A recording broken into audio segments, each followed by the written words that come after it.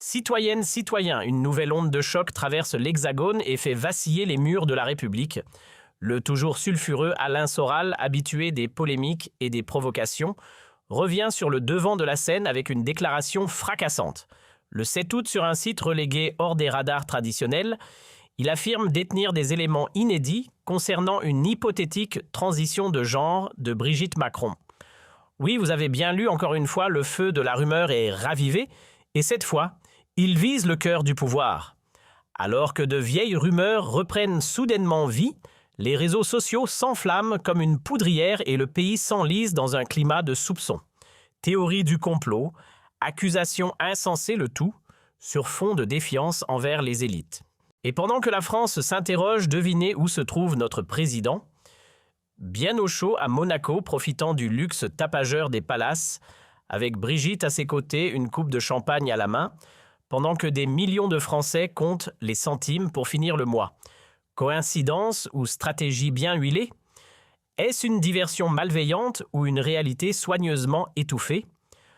Ne décrochez pas, car ce que nous allons exposer risque de faire grincer bien des dents.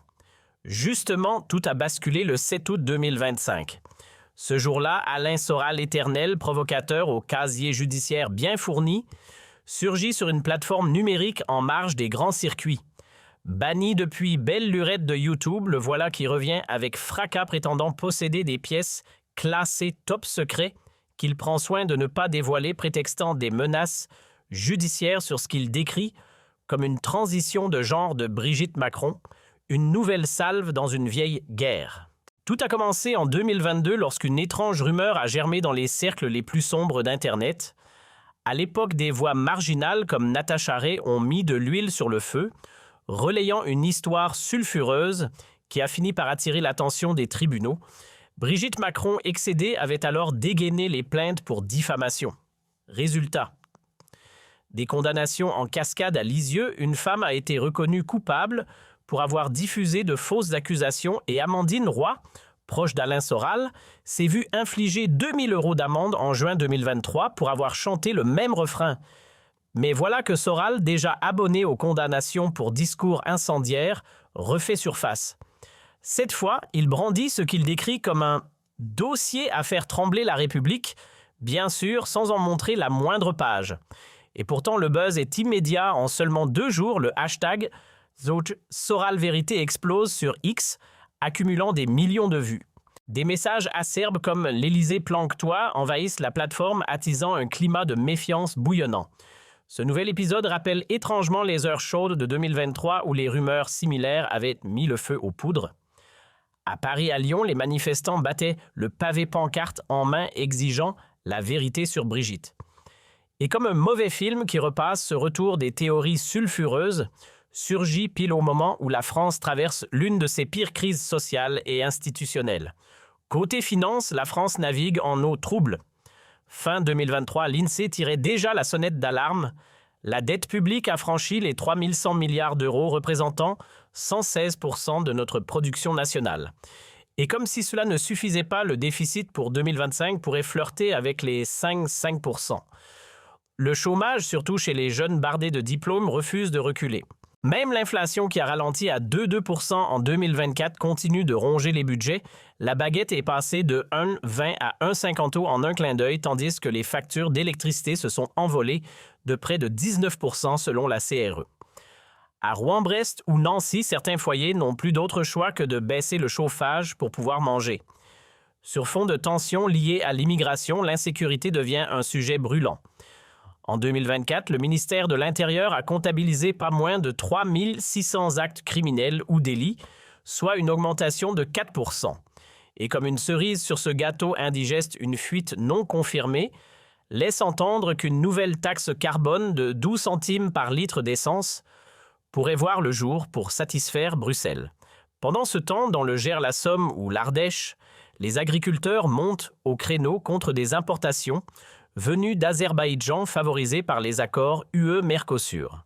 Les retraités de Lille, Toulouse ou Dijon serrent la ceinture pour payer leurs charges, tandis que les petites entreprises d'Avran, Albi ou Dax mettent la clé sous la porte, étranglées par les impôts, pendant que les géants du CAC 40, eux, profitent joyeusement des exemptions européennes.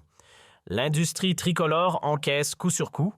En 2024, Stellantis frappe fort, 1 millier de postes rayés de la carte à Sochaux. De son côté, Total Energies resserre la vis et réduit la voilure à Gonfreville, sacrifiant 200 emplois. Et ce n'est que le sommet de l'iceberg. D'après la Banque de France, 43 000 entreprises ont mis la clé sous la porte durant le premier semestre. Et si la tendance continue, on pourrait franchir la barre des 50 000 faillites en 2025. Le climat social, lui, est sous haute tension. Juillet a vu éclater des scènes de chaos à Marseille et Nantes, 5 blessés lors d'émeutes liées aux tensions migratoires. À la campagne, dans le Cantal, les Vosges ou la Drôme, les habitants dénoncent une recrudescence des cambriolages. Dans les bastions industriels comme Saint-Nazaire, Le Havre ou Bourges, les ouvriers battent le pavé pour protester contre les fermetures en cascade. Et sur les marchés de Rodez, les ruelles de Quimper ou les vitrines de Bayonne, les commerçants n'ont qu'un mot à la bouche: détresse. L'économie locale se délite pendant que sur X, les hashtags et vérité et Macron démission et Frexit s'imposent comme les cris du cœur d'un peuple à bout. Un sondage fictif de 2025 peint un tableau sans appel. 67% redoutent de voir fondre leurs économies. 55% réclament un grand ménage et 60% ne croient plus un mot de ceux qui dirigent. Le verdict de l'opinion publique est sans appel. Près de 2 Français sur 3 estiment que Macron a mis la France à genoux. 58% pensent que les révélations de Soral sont volontairement enterrées et ils sont 66% à voir l'Union européenne comme complice silencieuse d'un vaste enfumage. Cette affaire n'est pas juste une rumeur de plus, c'est le reflet glaçant d'une rupture totale entre le peuple et ses dirigeants.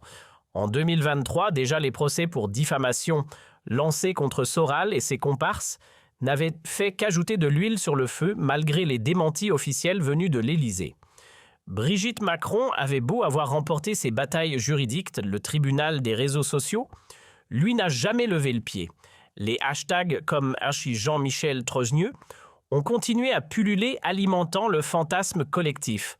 Et voilà qu'en 2025, Soral ravive les braises en accusant Paris et Bruxelles de bâillonner la vérité pour préserver leurs petits secrets bien gardés. Les fameuses preuves, toujours absentes à l'appel.